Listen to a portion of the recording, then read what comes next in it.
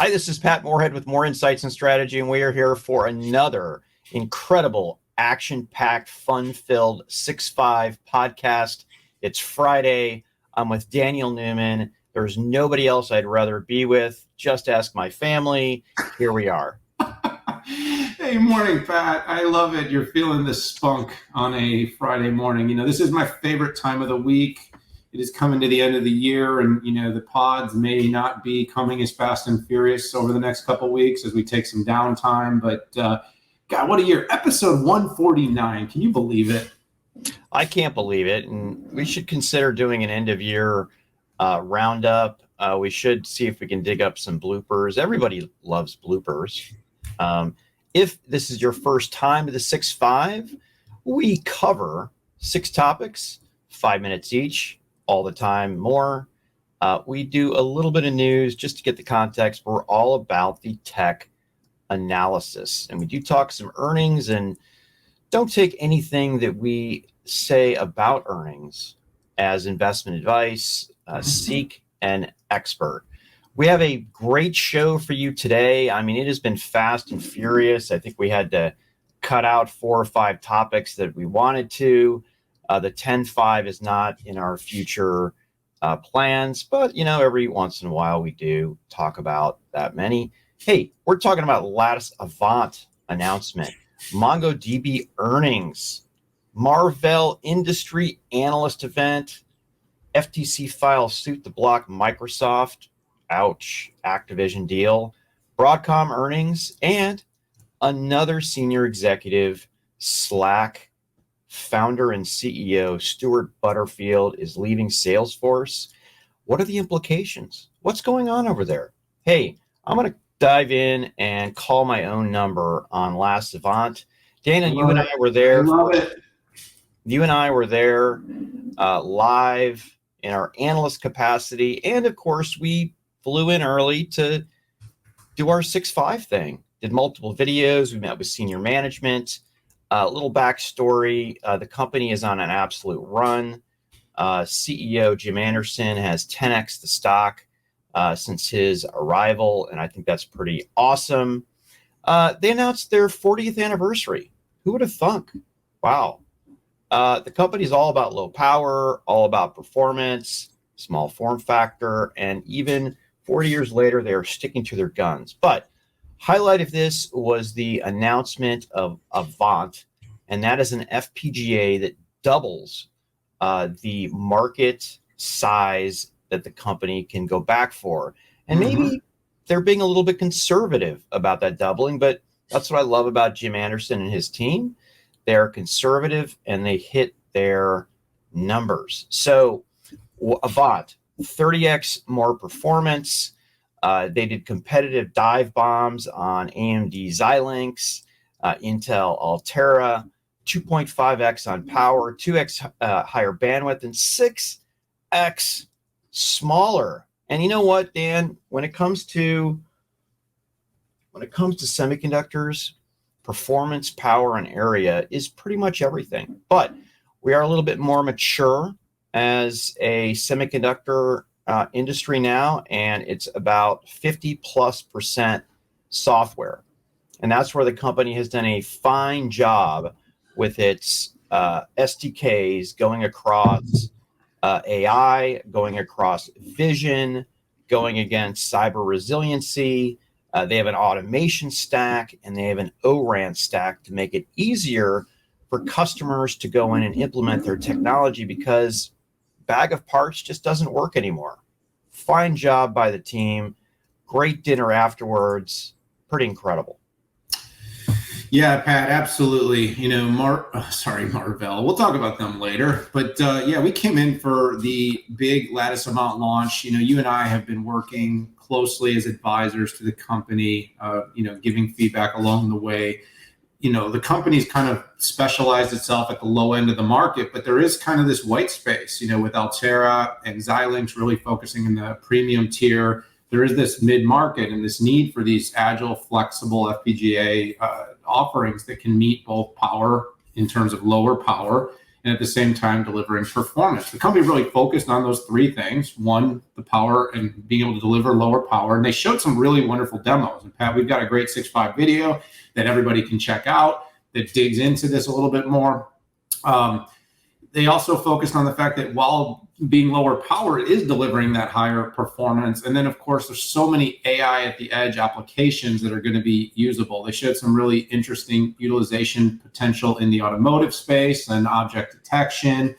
These are all going to be areas that are going to be growing and scaling. And the best thing, Pat, about what they're doing is that 90% of their current customers are the potential customers for the Avant line. So, a lot of times when a company kind of diversifies its portfolio, people say, oh no, are they going to be able to break in? Well, in this particular business, the break in is 90% of the battle.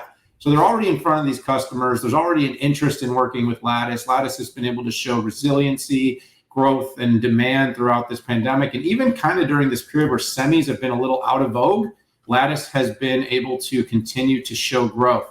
There's a little bit of a theme of that. We'll talk about that actually today when we talk about MongoDB as well. But other companies that are they're market takers. They're creating markets, but they're really taking market in an area where they're not getting a lot of competition, Pat. And you and I both said this. I think we both even tweeted it. Very interesting to see how incumbents like Intel and AMD react as Lattice comes up market and starts playing a little bit more in their sandbox. So if they react, it's a legitimizer for what Lattice is doing. And if they don't react, is it free market to be had? And I'm not saying it is, but I'm also not saying it isn't. We had the chance also to get on stage with the CEO, Jim Anderson, and a few of his senior executives, and we talked to them further. Another 6.5 pod. Pat, am I calling our number enough here? Another 6.5 pod that you have to check out. It's a nice deep dive, both from a technical, from an investor, and from a customer experience lens. You can better understand what the company's doing and why we tend to believe they're in a really good position long-term with this investment. So I'll leave it there. A lot more to come, Pat, but good stuff from Lattice.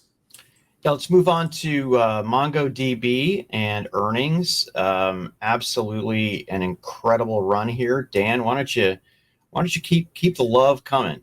All right, buddy. We love to give you the ground truth, and earnings are always that ground truth moment. I learned that from you, Pat. I call it the ground truth now. When people ask, why do you always talk about earnings? I always say, well, it's the actual moment to see if everything these companies are telling us is actually true. Like, people want their products and are using them. Right. Mongo, a little different than some of the transactional databases and the insights that we think about, is really all about the developer. So this is the company that's built the developer data platform, and it's if you think about apps that you use on your mobile device, for transportation or for streaming or for content, Mongo is the database that a lot of these companies are using to build upon. This company now has over 39,000 customers in 100 countries. And their platform has been downloaded over 325 million times. Just a few stats, because Mongo's not a company we talk about as frequently as some of these other. Great news this quarter. So while a lot of SaaS and software companies have been getting routed this quarter, Mongo had a wonderful performance that ended up driving double-digit after-hour market reaction because they beat. They actually showed a profit while everyone was expecting a loss, which, by the way, makes the street very happy in this current market. They delivered, 10% above on what was expected for their revenue, which was a 47% growth on a year-over-year basis. This also means, the adoption and the spend and the platform is going. And then finally, they actually pushed up margins, Pat. They pushed margins up, which means, they're able to drive higher pricing, or they have price elasticity, and they're able to keep their costs under control. Really important during this current market, condition that we're dealing with. And finally, Pat, and I just want to say 63% of their Q3 revenue came from the cloud. And this is a really big thing, as we're seeing the ability for companies to build apps on a cloud-based data platform like MongoDB.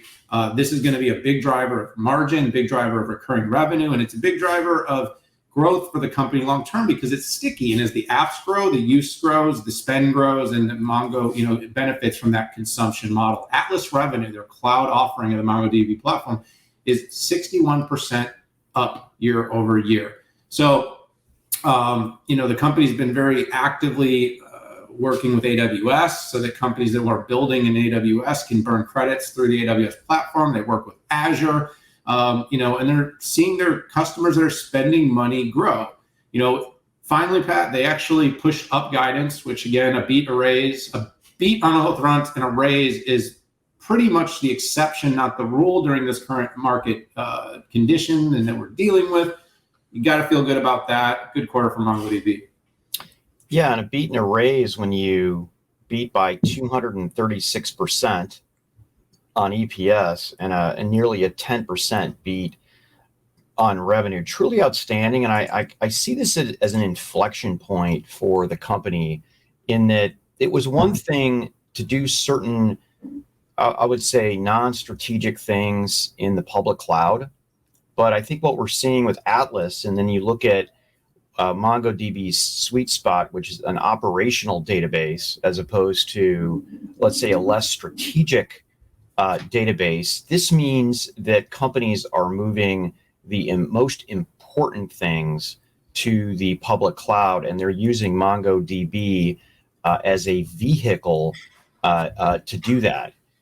I think the other cool thing is I think MongoDB has a lot of room to grow.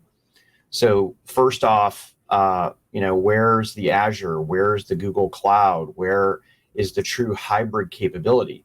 They do have on-prem capability, but I wouldn't necessarily call it hybrid because it's not a sinew that you can, let's say, run the same databases in two places. You can do backup and stuff like that, but it's not by definition hybrid. It's very much a multi-cloud type of opportunity here. So an outstanding showing, particularly in this economy. I think it's a milestone that we need to be looking at, that more strategic workloads are moving to the public cloud.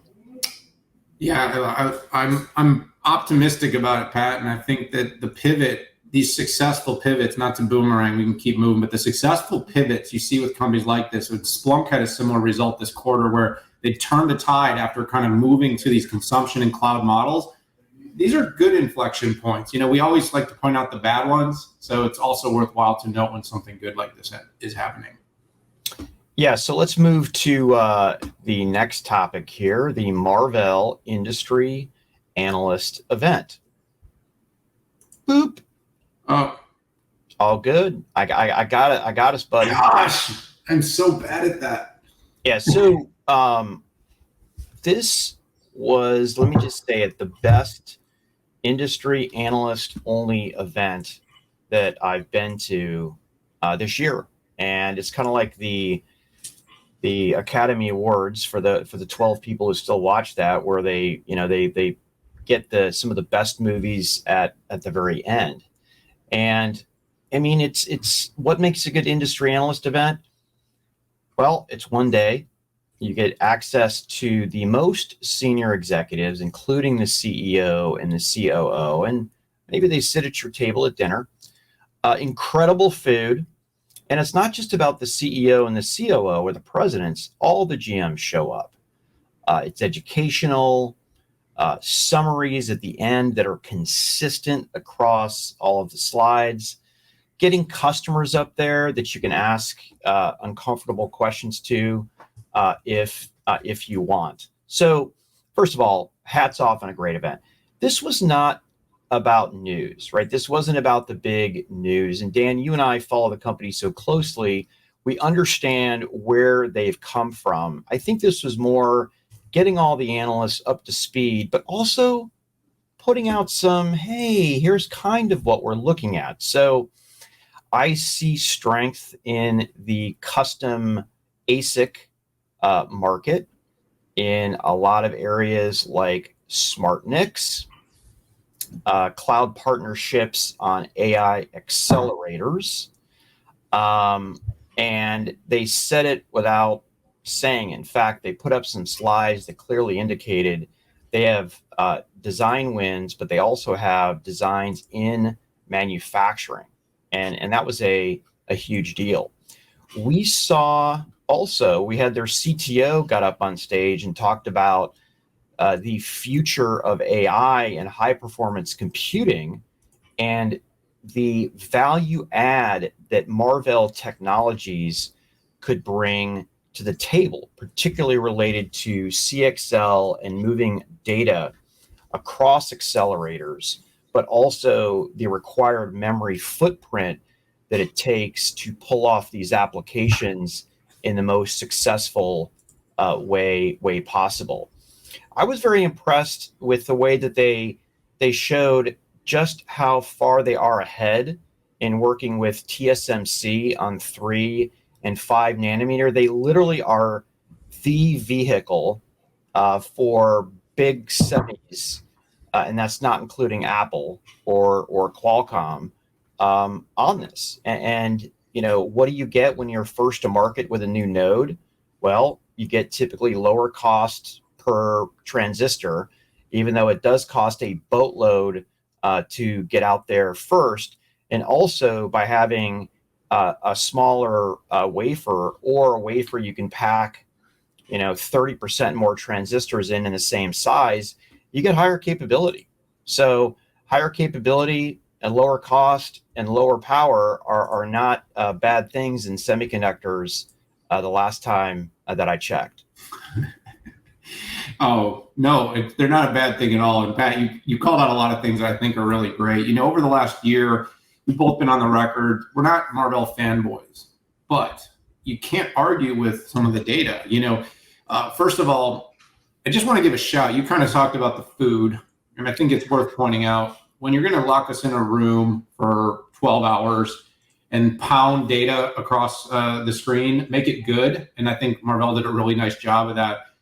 Quick action-packed sort of TED Talk style interactions with more than a dozen of their executive VPs and senior execs, and also customers, which I thought was great. We saw customers, we saw partners, which I always like to see, that it's not just about them tuning their own horn, but actually hearing customers like Nokia and others that showed up there and actually told stories about why they're partnering so closely with Marvell.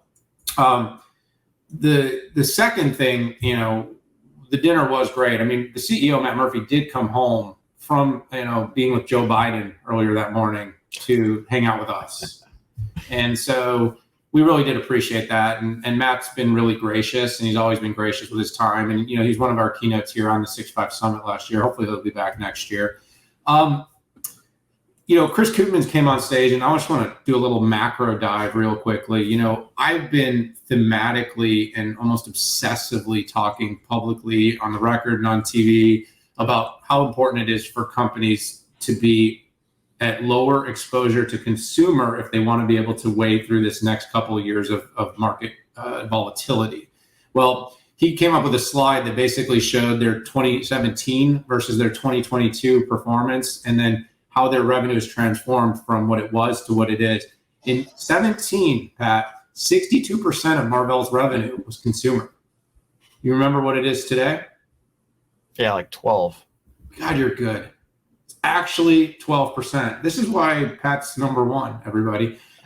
Today, they're 88% infrastructure, 12% consumer. That move by Matt, Chris, and the team was, no bones about it, the most important move that was made, that has made the company so successful over this last period of time. And while the stock has cut in half from where it was at its high, the company's actually doubled its revenue in just the past 2 years.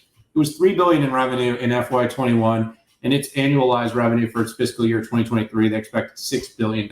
I mean, so that's just a reflection on how crazy the market is.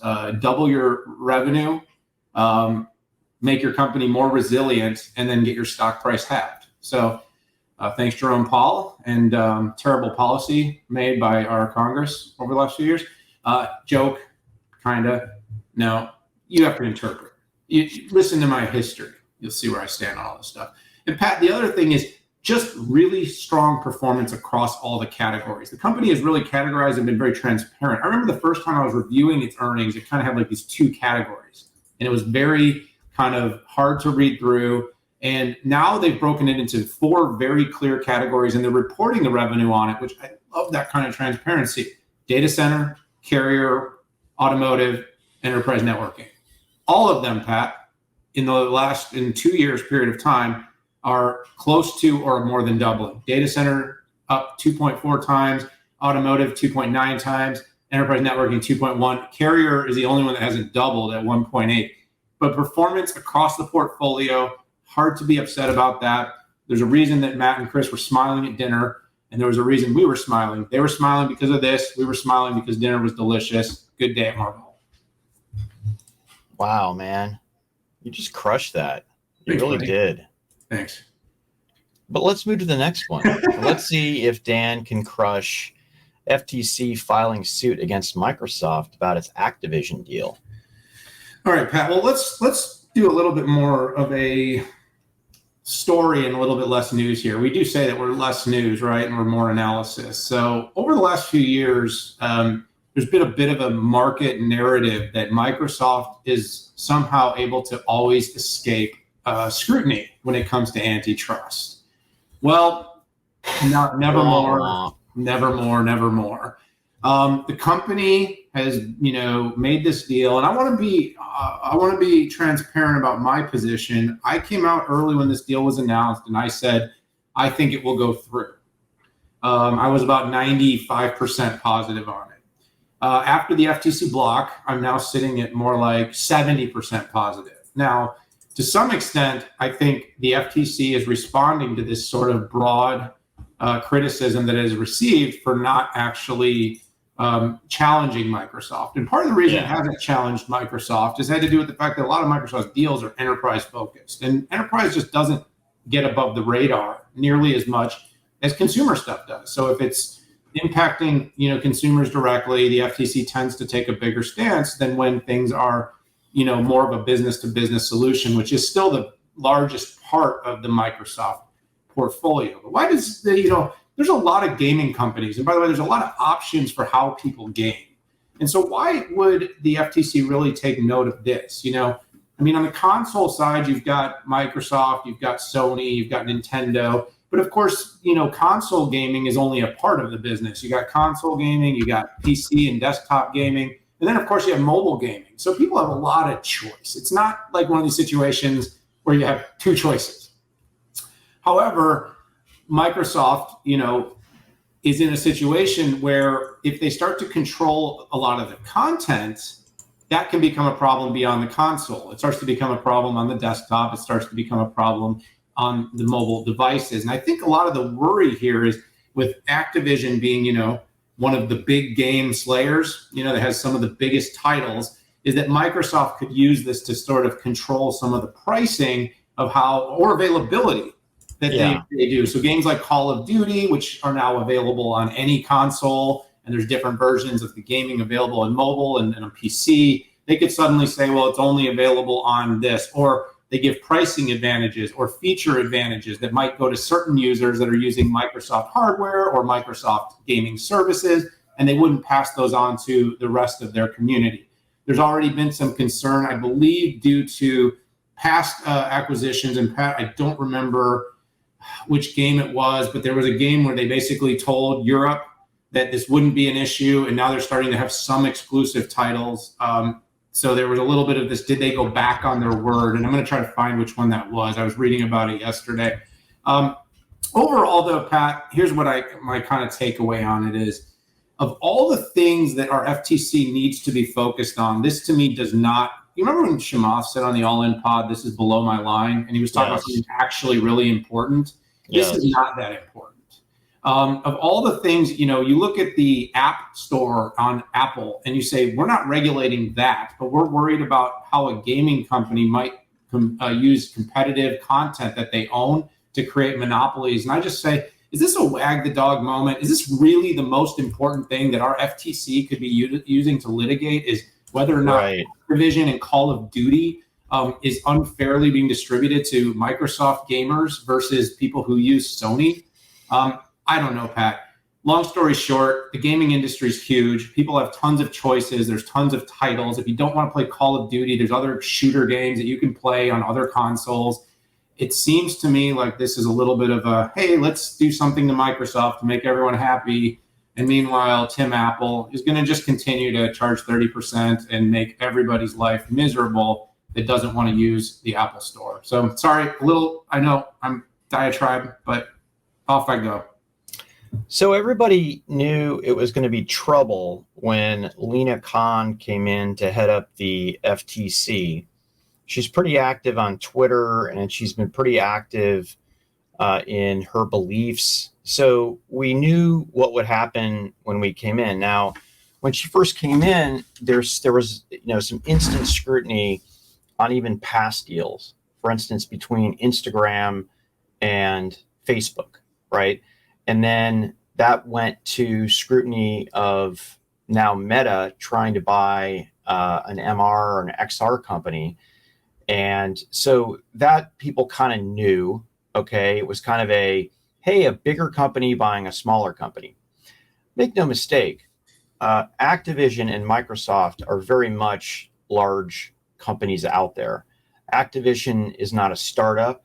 In fact, if you go back and look at the titles, I mean, it's over 30 years old. So we're not talking about you're talking about a bigger company buying a big company, not a huge company buying a small company. That's different.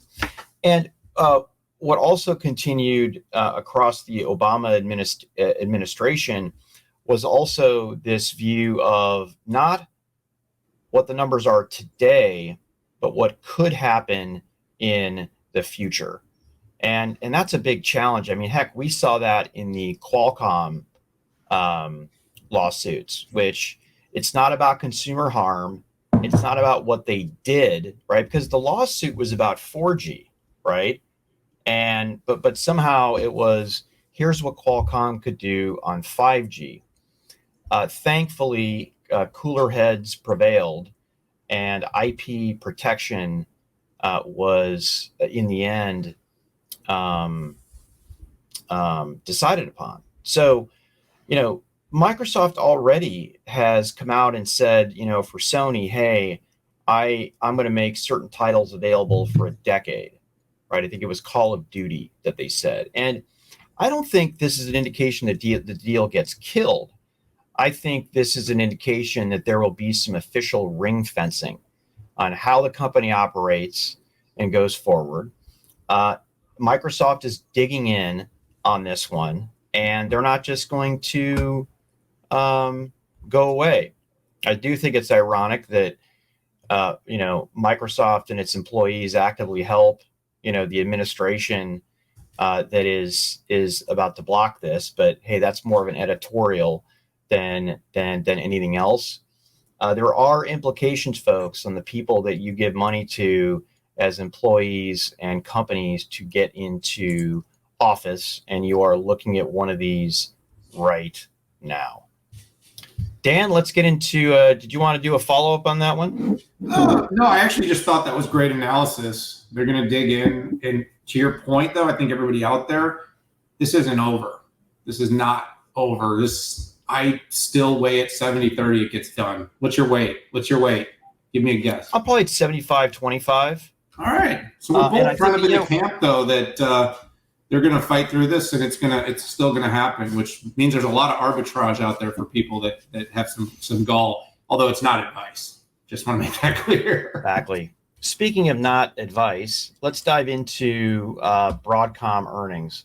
Dan, man, this company is just an absolute machine in the amount of goodness that it brings to the table in terms of earnings. I mean, they pretty much knocked it out of the park. I'm stalling to find my notes here.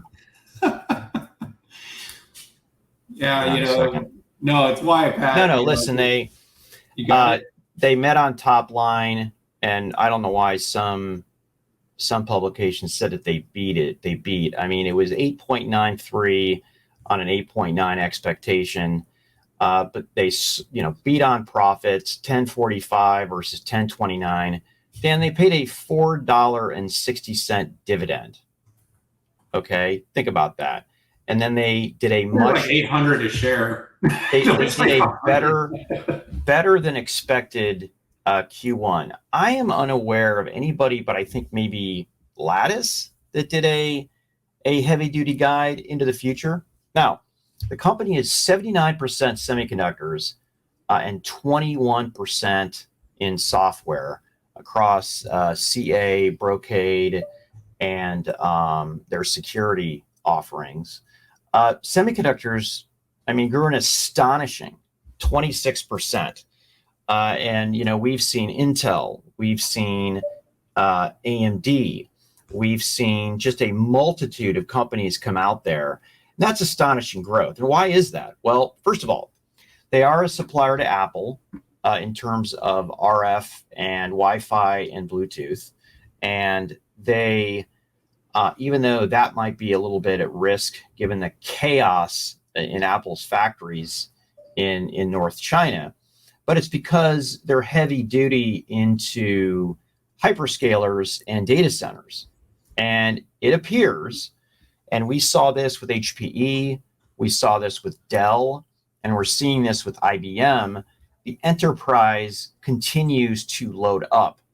And that's more than just, for some, it's clearing out the backlogs. For others, there's going to be continued demand. So for instance, with HPE, right, Antonio talked about, yeah, we cleared a lot of backlog, but guess what? Our size of our backlog is basically the same, right? And that just means there's net new orders that are coming in. And it appears, because the company did point out hyperscalers, that the hyperscalers are in another consuming mode, right? What they do is they buy for about 3 quarters and they trail it off for 2. And you're asking, well, why is that? All the SaaS stuff is going down. Well, guess what? They're also the backbone for all consumer services. And while the consumer hardware market is in the toilet, I don't see any lack of demand in consumer services online, whether it be, Gmail for consumers, any flavor of TikTok that's out there. That's all riding on the back in a giant data center. VMware deal looks like it's on track without any expected surprises. And I think Broadcom CEO Hock Tan is doing an exceptional job communicating to the customers, the channel, and the ecosystem partners. Hock hasn't communicated a lot historically, and you can be a lot more insular when you're just doing semiconductors. But customers brought up issues, and he's been on planes, trains, and automobiles. To Austin, right? He did. He came to Austin, and we had a nice breakfast together and had a wonderful discussion. He's a very direct guy. He's very honest. I love the conversation. So I think that they could have done a little bit earlier, but hats off to them for really stepping it up. I don't think there is a week that goes that there's not a blog from Hock Tan.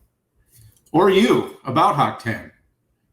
Have you checked out Pat's Forbes column? Because if you haven't, you should. He's had some really good insights there. It's our job sometimes to take a position, and the popular sentiment among industry analysts has been kind of one-sided on this particular topic. And I know we're talking about earnings, but I just want to be very specific. When it comes to the VMware deal, the industry side has been incredibly jaded about the potential that Broadcom has.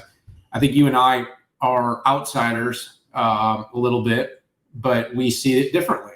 And we see the fact that, there's been some real success with CA. There's been some growth in Semantic. You've got a business that knows how to operate, knows how to be efficient, knows how to put off cash. I tweeted after the earnings came out yesterday. I said, part of the reason I feel optimistic about VMware is this is a company that knows how to perform in any market, meaning good market, bad market. It knows how to perform.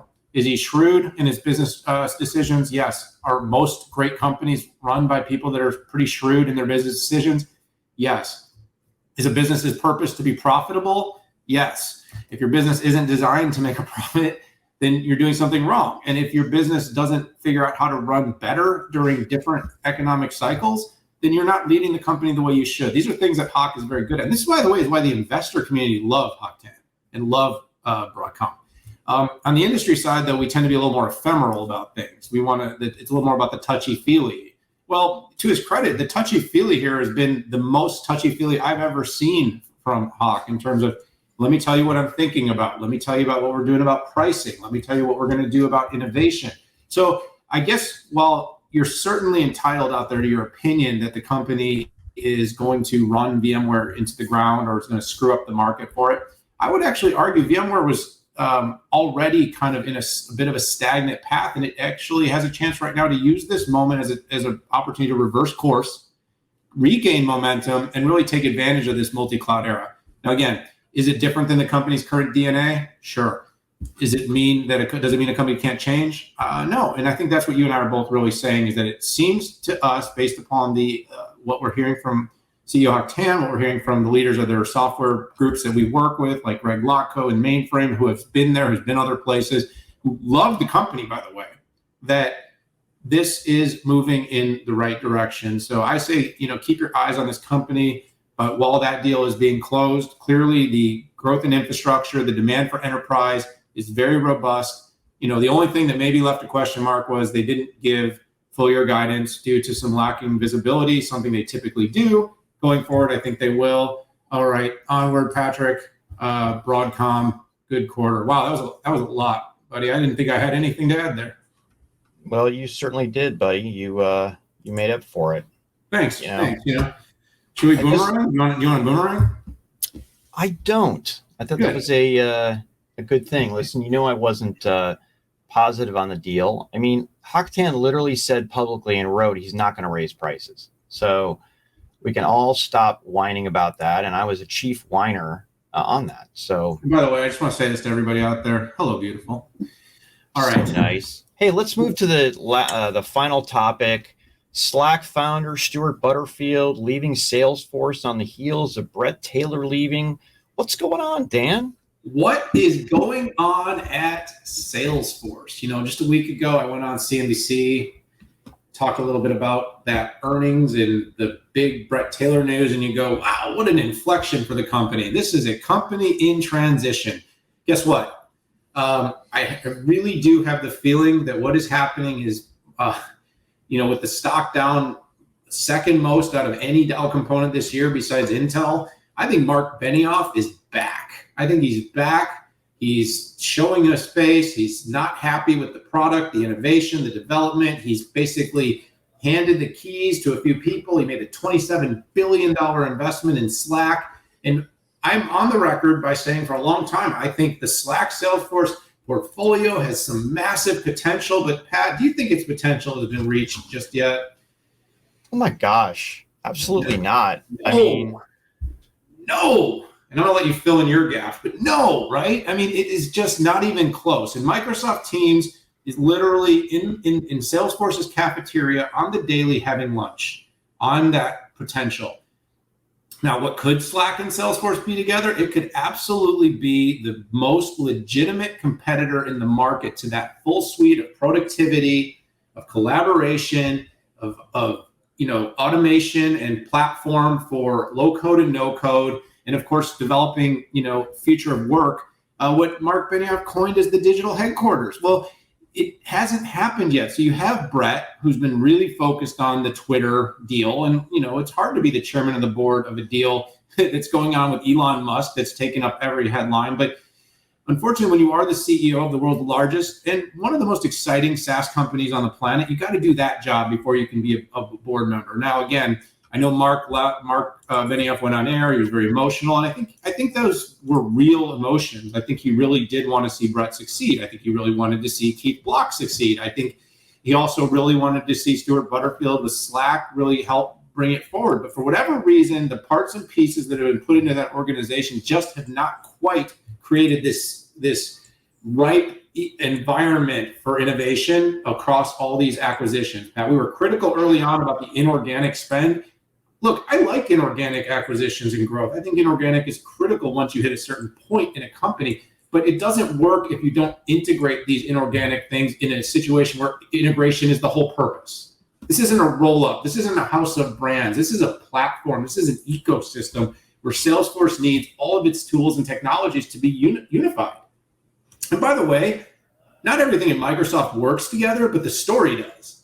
the story right now is very compelling across portfolio, and every day they're building toward that. The story at Salesforce still leaves a lot of, will Slack and Salesforce and Marketing Cloud and Service Cloud and automation and bots and all this stuff ever really truly work together where someone's going to come into work, open up Salesforce, and that's going to be their working ecosystem? And I think that the answer to that is not yet. So Stuart's leaving, new CEO in, Lian. She seems very compelling. We sat on that call this week. We listened to them speak. It was a very eloquently delivered transition, just like the one with Brett. But don't mistake, there is some uncertainty going on at Salesforce. I think these new leaders, and I think with Mark back, look, Mark will always be the heart of Salesforce. Mark is Larry. Mark is to Salesforce what Larry Ellison is to Oracle. And when things get tough, Mark is going to be the guy that's going to come back probably one or two more times over the next couple of decades. He'll be 115 years old, and he's going to come back and work. And when they need a new innovation, they need a new disruption, Mark will be their path. But not the end of the world. I think they're going to push through this. It is a house of the full stack platform. And there are some companies who've had that full stack for a long time, like Microsoft and Google. And there are companies who are actively building it, like Salesforce, that want to do it, trying to do it between a combination of inorganic and organic. Then you have even companies like Zoom trying to do it organically. It was going to happen through 5.9, but that didn't happen because the stock cratered, and they had to back out. Now they're building everything. And with building stacks, you have to, like you inferred, you need to show incremental value to your customers that it matters. And to do that, there's the technical side. There's the really honing in on the core value proposition of what that means. And then it means marketing and then getting your sellers to engage to make that happen. And I think, again, I have nobody inside that told me any of this, but what's your natural reaction if you're founder Benioff, right? You're going to raise the heat, and there were some people who could have just said, "Listen, I'm not up for that right now." And I think even separating my intuition and connecting that to Stuart Butterfield and the conversation that you and I both had live with him. I mean, he said, "I'm tired. I'm 50. I have a new baby." Listen, I appreciate the honesty. I get that. Okay. I'm older than Stuart. I get what it's like. Do you believe that, Pat? I believe that. Okay. And by the way, I think it connects perfectly with your thesis of turning up the heat. And I got to tell you, though, I appreciate him bearing his soul. With that, though, the show must go on, and Lydiana Jones is coming in. I appreciated the kind words. I mean, I'm old enough to cut through the BS of executive happy talk and reality. And Lydiana really appreciates Stuart. And I think that's important, right? Because when your executives trust each other or like each other at a certain point, things are just smoother in how they act. Based on what they said, I have confidence in the future of the integration. I got a better idea of just how hard the integration has been when you put a chat modality inside of multiple products in multiple countries and the impact to the data. I can't, Lydiana's words, check out the link I put in the show notes to Lydiana's public things that she talked about, and see for yourself. And in the end, actions speak louder than words, and results speak more than actions. And we'll see what the company can do. And it is amazing. Sometimes the grand purifier, Daniel, one of those can be a recession. And when you're a Salesforce and you're hitting your numbers, you're 25% growth every quarter for a year on end, and that comes to a temporary end, you have to take action and you do have to turn up the heat. So if Benioff truly is turning up the heat, I can't see that that's a bad thing. Yeah, no, Pat, you make a great point. And it's exactly like what we've said about some of these layoffs. These companies kind of just, we're growing. We got a lot of staff. We got some extra costs, but we're growing. The tunnel vision gets real. And all I'm saying, all of a sudden, when the stuff hits the fan, that lens opens up, and you're like, "Holy crud! How did we get so over, staffed, and how do we get our expenses running through the roof?" Well, as long as you're growing, it covers revenue. What do we always say, Pat? Revenue covers a lot of problems for companies. So this is an inflection point. But yeah, good analysis, Pat. Great episode. It was fun. We talked Lattice, Marvell, MongoDB, Broadcom, Slack, Microsoft, Activision. I do like these more balanced ones. I like a little bit of earnings, but I don't like earnings. I enjoy earnings palooza less than I do. And we've got a nice combination here of SaaS, antitrust, chips, and core databases here. And I like when they were balanced like that. Daniel, what do you think? I do too, Pat. I'd actually like to add some shows in the future, do some shows where we talk about things like this Activision deal, go more in depth into some of these controversial stories like the Apple China news, because I think people need that. I think the media tends to be a little too, have too much of a side on these, doesn't necessarily always understand everything that's happening. And we tend to have the insights to know what these things mean. And so I don't know if we'll ever get to that. Maybe someday. We're not a little bit busy, but I really enjoy kind of, diving into some of these complex topics. I do too. And, the sad part most of the time is the press don't have more than a couple hours to crank something out. And now they're feature stories, right? The 4,000 word ones that they get a month to do, but they don't have a lot of time to dig in. So I think it'd be fun. Let's consider it, and maybe even consider a specific earnings show where we could, it's literally all about earnings, and we can put charts up. We can talk, talk turkey like that. Maybe we'll get our producers on it, Pat. We'll get our producers on it, and we'll get our bookers to help us with our calendars, because the time is the enemy. But it is. It's Friday, buddy. It's a great Friday. It is funny though how much we would dive in once we like something, right? Head first, buddy, into the empty pool. This is Pat Moorhead signing off with Daniel Newman from Futurum Research for another 6-5. Hope you enjoyed it. Hit that subscribe button if you liked it. If not, well, you know where you can go.